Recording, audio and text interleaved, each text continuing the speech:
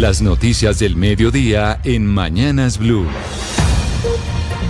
Y mucha atención que la Fiscalía alista una nueva imputación contra los procesados por el crimen de Miguel Uribe Turbay, quienes estarían involucrados en otros crímenes de relevancia internacional. Además, el ente acusador estaría tras la pista de 2 señalados intermediarios en medio de las investigaciones por el magnicidio del precandidato presidencial, Sergio Barbosa. Hola, muy buenas tardes. Pues mucha atención porque la Fiscalía General de la Nación está preparando nuevas imputaciones en contra de personas capturadas por el crimen del precandidato presidencial y senador Miguel Uribe Turbay, quien fue asesinado el pasado 7 de junio en un ataque sicarial en el Parque El Golfito en el barrio Modelia, esto en Bogotá. Fuentes al interior de la Fiscalía le han señalado a este medio que los nuevos delitos tendrían incidencia internacional. Uno de ellos sería el de José Arteaga, o alias El Costeño, procesado por el magnicidio de Miguel Uribe Turbay. Alias El Costeño es señalado de ser el supuesto coordinador logístico de este ataque. Hasta el momento van 6 judicializados por el magnicidio de Miguel Uribe Turbay. Todos hacen parte de la primera fase de capturas hechas por la misma Fiscalía y la Policía en los últimos 2 meses. Y cambiamos de tema, vamos al centro de Bogotá porque comienzan a llegar a la Casa de Nariño los ponentes del Presupuesto General de la Nación para una reunión con el presidente de la República, Gustavo Petro. Aunque hay disposición para llegar a acuerdos, la gran discusión estará sobre una reforma tributaria que implique más impuestos para los colombianos. En la Casa de Nariño, Caterina Vila, buenas tardes. Están convocados congresistas de las comisiones terceras y cuartas y el ministro de Hacienda, Germán Ávila. El presupuesto está enlazado a una reforma tributaria que pretende recaudar cerca de 26.3 billones y aunque por parte de los legisladores hay una voluntad para llegar a un acuerdo con el gobierno y que no se ha decretado, hay una postura innegociable y es que esa tributaria no le represente más impuestos a los colombianos. Esto dijo Silvio Carrasquilla, ponente del presupuesto. Es ahí donde va a estar la discusión importante. En esa reforma tributaria hoy nosotros no queremos que a los colombianos se les graben más impuestos, no queremos que a los colombianos se les maltrate más el bolsillo. Entonces, si el presupuesto se aumenta pensando en que de la mano debe aprobarse una reforma tributaria que afecta a los colombianos, pues no podremos ponernos de acuerdo.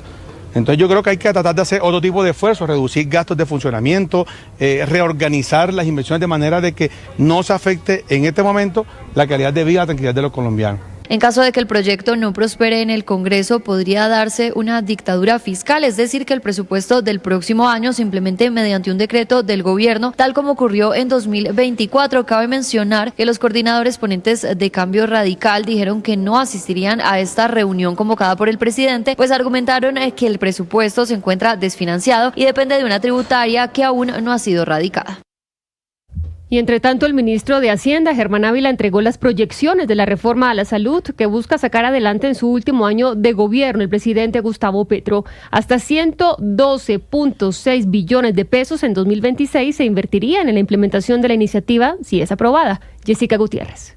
Durante el debate de control político que se está llevando a cabo en la Comisión Séptima del Senado, el ministro de Hacienda, Germán Ávila, presentó las proyecciones financieras de la reforma a la salud impulsada por el gobierno del presidente Gustavo Petro, cuya implementación está contemplada en el último año de su mandato, pues de acuerdo con el ministro, los recursos destinados a la reforma podrían alcanzar los 112,6 billones de pesos para el año 2026, cifra que aumentaría en 114,8 billones para el año 2027 y a 191,7 billones en el año 2036. Eso nos implica que tenemos fuentes por 112 billones de pesos, 112.6 billones en el 2026, 114.8 en el 27, hasta 191.7, pasando por una participación en el Producto Interno Bruto del 6.3. Y es que adicionalmente se prevén 2 billones de pesos en gastos indirectos que incluyen el saneamiento de empresas estatales de salud durante los primeros 5 años y 1,9 billones en gastos de gestión. En total, el presupuesto nacional para 2026 incorpora 100,9 billones de pesos destinados a esta reforma. El ministro subrayó que el cálculo de estos recursos está incluido en el proyecto de presupuesto que el gobierno presentó en el Congreso de la República.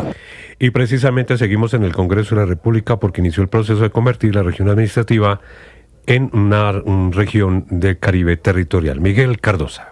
Ante el Senado de la República fue radicada la propuesta para que la región administrativa y de planificación del Caribe se convierta en una entidad territorial que permita más autonomía de las gobernaciones y atender algunos problemas puntuales. Sin embargo, este proceso debe completar 4 debates antes del 16 de diciembre. Y eso nos da autonomía no solamente en la parte económica, en la parte administrativa, financiera, buscando una visión internacional donde la costa Caribe, con la cohesión de sus departamentos, podamos llevar proyectos estratégicos de determinación. El proyecto es bien recibido en el gobierno, según lo planteado por el viceministro del Interior, Jaime Verdugo, quien enumeró algunas de las áreas que se podrían atender de una manera más ágil si se aprueba la transición.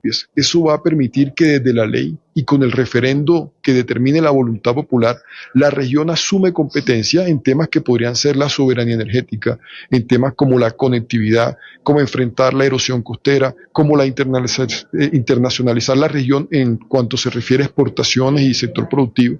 Entonces, de esa manera se puede asumir competencias propias y la región podría tener la posibilidad de participar directamente en el Sistema General de Participaciones, en el Sistema General de Regalías. En caso de que la iniciativa sea aprobada, luego deberá convocarse un referéndum que los gobernadores esperan se realice con las elecciones legislativas en marzo de 2026.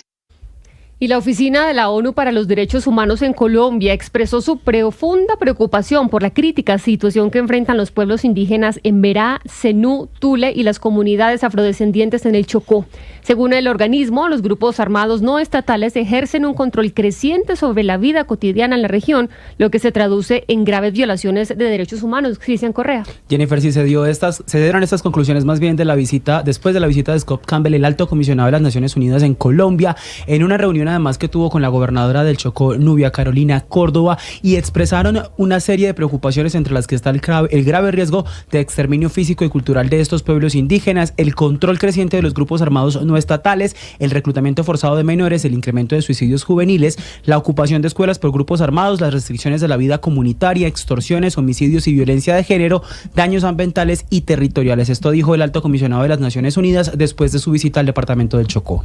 Chocó, las poblaciones, las comunidades indígenas, afrodescendientes no pueden cazar, no pueden pescar, no tienen acceso a la salud, no tienen acceso a la educación.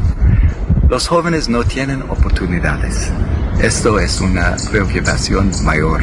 Pues es Hay importante mucha presión. esta visita del alto comisionado de las Naciones Unidas al Chocó, porque este departamento en lo corrido del año 2025 ha sido el escenario de 3 paros armados ilegales ordenados por el ELN. Gracias, Cristian. Entre tanto, la Cámara de Comercio Colomboamericana le da una probabilidad de 55 al 70% a una desertificación de Colombia en la lucha contra las drogas. Marcela Peña. Si es que en el punto más importante de esta calificación, que es la reducción de los cultivos ilícitos, Colombia se rajó. La Cámara de Comercio Colomboamericana le da entre 0.5 y 1/5. ¿Por qué? Porque las hectáreas cultivadas de coca ya superan las 252.000. No es el único punto en el que a Colombia le va entre regular y mal. Por ejemplo, no nos va tan bien en interdicción y control del tráfico y tampoco en extradiciones y justicia. Recuerde que en las últimas semanas se han suspendido algunas extradiciones. Sumando todos los factores, la Cámara de Comercio Colomboamericana calcula que la probabilidad de que Colombia no obtenga la certificación de interés nacional en lucha contra las drogas hoy está entre el 55 y el 70%, lo que daría para sanciones entre leves e intermedias. Sin embargo, la presidenta del gremio, María Claudia Lacutir, cree que todavía podemos hacer algo al respecto. Pero el llamado es que hoy hay una oportunidad y hay un margen de acción para lograr una certificación de interés nacional. ¿Por qué? Porque el gobierno de Estados Unidos ha dado muestra del interés frente a Colombia de apoyar y de poner sobre la mesa acciones que nos permitan contribuir. ¿Por qué debería importarle a usted este tema? Porque tiene implicaciones económicas. Solo en turismo el país podría dejar de recibir unos $1.000 millones anuales si Estados Unidos endurece las advertencias de viaje a sus ciudadanos. También podríamos tener implicaciones en los organismos multilaterales si Estados Unidos bloquea el acceso a los recursos, y ni qué decir de los recursos de la cooperación de ese país a Colombia en la lucha contra las drogas.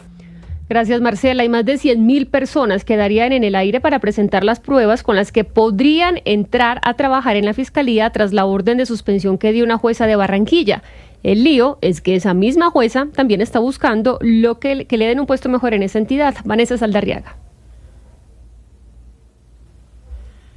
Una jueza de Barranquilla suspendió a través de una medida provisional la realización de las pruebas escritas que estaban previstas para este próximo domingo 24 de agosto en todo el país, en medio del concurso al que más de 100.000 personas aspiran para tener uno de los 4.000 empleos que tiene disponible la Fiscalía General de la Nación. Esto se da a partir de una admisión que realizó la jueza a una tutela presentada por un ciudadano que no fue aceptado en el proceso porque no tendría suficiente experiencia laboral para el cargo. Según indica Alejandro Giraldo, director técnico de la entidad, esta decisión es cuestionable, pues la jueza también estaba participando en el proceso y no fue admitida por la misma razón. Ella pues claramente tiene un interés directo en la decisión que está adoptando porque es una circunstancia que ella misma presenta. La polémica genera amplias discusiones, pues la sola organización de las pruebas, que se adelantará en las 32 ciudades capitales del país, ha requerido la inversión de 5.000 millones de pesos.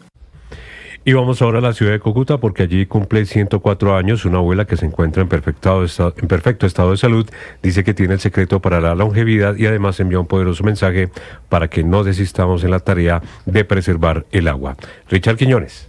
En Cúcuta, rodeada del cariño de su familia, Fidelina Laguado celebró un cumpleaños que pocos alcanzan, 104 años de vida. Nació en Arboledas, aquí, en norte de Santander, pero hace varias décadas hizo de la capital del departamento su hogar, donde hoy es admirada como una de las mujeres más longevas de la región. Su vitalidad sorprende, aún ve sin lentes, cocina, come de todo y guarda intacta su memoria. Tengo 104 años, comía sano, vivía tranquila. La historia de Fidelina es también un viaje por la nostalgia. Ha visto pasar generaciones, ha sido testigo de cómo cambiaron los tiempos y cómo se transforma el mundo que la rodea. Sin embargo, su esencia permanece en lo sencillo. Una vida tranquila, con tradiciones intactas y el amor de los suyos como la mayor medicina. Que se porten bien, que vivan en paz y que cuiden la tierra y el agua. Celebrar 104 años en plenitud la convierte en un ejemplo de esperanza. Su existencia enseña que la felicidad no siempre está en lo grande, sino en la capacidad de agradecer cada día. Fidelina Laguado es hoy un símbolo de resistencia y alegría. Una mujer que sigue escribiendo con su vida la historia de norte de Santander.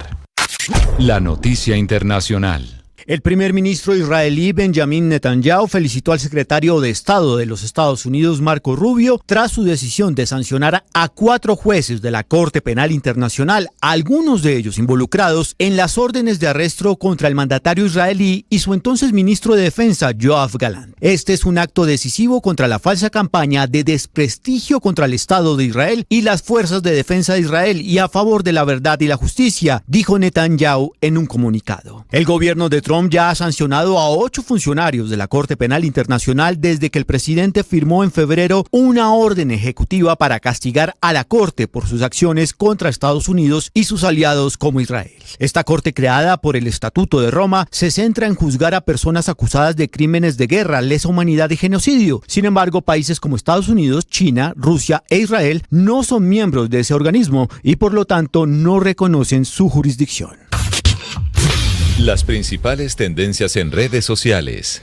A esta hora es tendencia Grupo Firme, la banda de música regional mexicana, por el anuncio de la boletería para su show en Colombia. La agrupación llega en la edición del 2025 del festival que se realizará en el Estadio Nemesio Camacho El Campín. La banda, reconocida por su impacto en el regional mexicano, prometió ofrecer un espectáculo de más de 3 horas donde cantarán sus grandes éxitos como El beneficio de la duda, El tóxico o El amor de su vida y temas de su álbum más reciente, Evolución. Es de recordar que la banda ganó un Latin Grammy a Mejor Álbum de Música de Banda en 2021, batiendo récords de asistencia en sus conciertos. La venta de entradas estará disponible desde este viernes 22 de agosto en tuboleta.com. Esta y más tendencias en blurradio.com.